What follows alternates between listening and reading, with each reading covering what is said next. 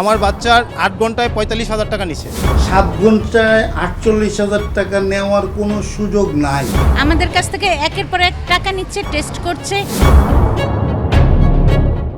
হাসপাতাল হওয়ার কথা ছিল অসুস্থ মানুষের শেষ ভরসাস্থল, কিন্তু রাজধানীর ধানমন্ডির 27+ হাসপাতাল যেন রূপ নিয়েছে কসাইখানায়। চিকিৎসার নামে সেখানে চলছে প্রকাশ্য লুটপাট।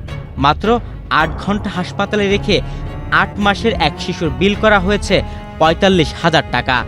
সেবা তো দূরের কথা, বরং দালালের খপ্পরে পড়ে সেখানে গিয়ে প্রাণ সংশয়ে পড়তে হচ্ছে রোগীসহ তাদের স্বজনদের। যে দেখি ভাই এমন একটা বেড, আইসিইউর বেড আর কি, ওই বেডের উপরে আমার ছেলেটা পড়ে পড়ে কান্না করতেছে, একবারে খালি গায়ে, কোনো ড্রেস আপ কিছু নেই। রূপায়ণ lake castle, welcome to the land of piece. একজন নার্স, একজন সিস্টার, ওর পাশে কেউ বলতে কেউ নেই। আমি তো ওইখানে ঢুকে আমার একদম মাথাটা তো ঘুরে গেছে, আমি কি করব। পরে আমি ওনাদেরকে বললাম ট্রিটমেন্ট দেন, ওনারা বলতেছে এত যদি অস্থির হয়ে যান বের করে দিব এখান থেকে। ভোলার প্রত্যন্ত অঞ্চল থেকে 8 মাসের সন্তান ওমরকে নিয়ে উন্নত চিকিৎসার আশায় ঢাকায় এসেছিলেন মিজানুর রহমান। শিশুটি হামে আক্রান্ত। অসহায় এ বাবা ভালো হাসপাতালের খোঁজে নামলে তার উপর নজর পড়ে উৎপেতে থাকা দালালের। ভালো চিকিৎসার প্রলোভন দেখিয়ে তাকে নিয়ে যাওয়া হয় ধানমন্ডির 27+ হাসপাতালে। কিন্তু হাসপাতালে ভর্তির পর পাল্টে যায় দৃশ্যপট। সেবার মান নিম্নমুখী দেখে মিজানুর রহমান তার সন্তানকে অন্য হাসপাতালে সরিয়ে নিতে চাইলে হাসপাতাল কর্তৃপক্ষ 8 ঘন্টায় মোট বিল ধরিয়ে দেয় 45,000 টাকা। বিল দেখে হতবাক হয়ে যান এই বাবা। আমার বাচ্চার 8 ঘন্টায় 45,000 টাকা নিছে। অসাধু যেরকম হসপিটালগুলি আছে তার মধ্যে অন্যতম 27+ নবজাতক সন্তানদেরকে নিয়ে তারা যেই তামাশার খেলা খেলছে, তাদের জন্য আমি বিনীত অনুরোধ করছি যে ওনাদের যাতে জোরালো বিচার হয়।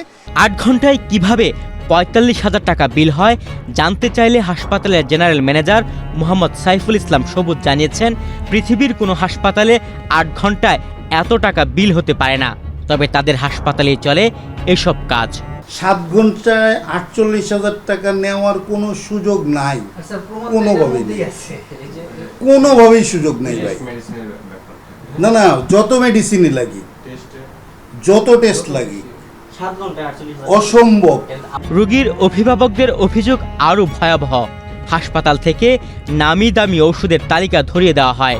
স্বজনরা সেই ওষুধ কিনে আনলেও তা শিশুদের শরীরে প্রয়োগ করা হয় না বলে অভিযোগ উঠেছে। উল্টো চিকিৎসার নামে অপচিকিৎসার শিকার হয়ে শিশু ওমরের শারীরিক অবস্থার আরও অবনতি হয়েছে।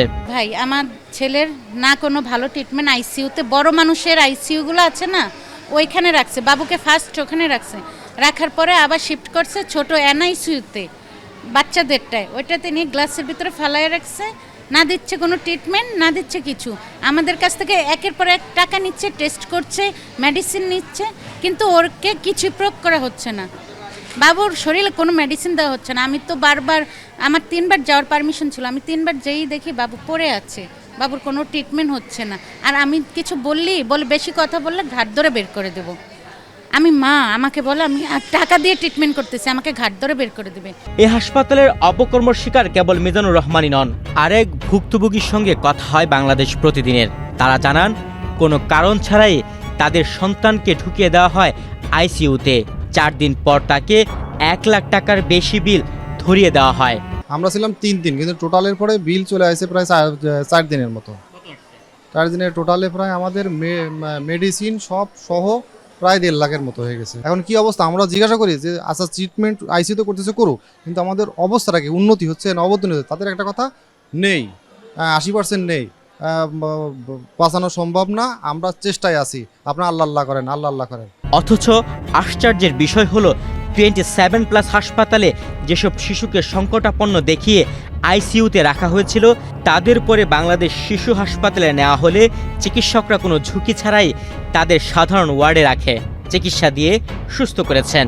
এর থেকে স্পষ্ট যে আইসিইউ এই হাসপাতালের জন্য কেবল টাকা উপার্জনের হাতিয়ার। সরেজমিন ধানমন্ডির 27+ হাসপাতালে গিয়ে দেখা যায় এক করুণ দৃশ্য। হাসপাতালের রিসিপশনের সামনেই শুয়ে আছেন বেশ কয়েকজন।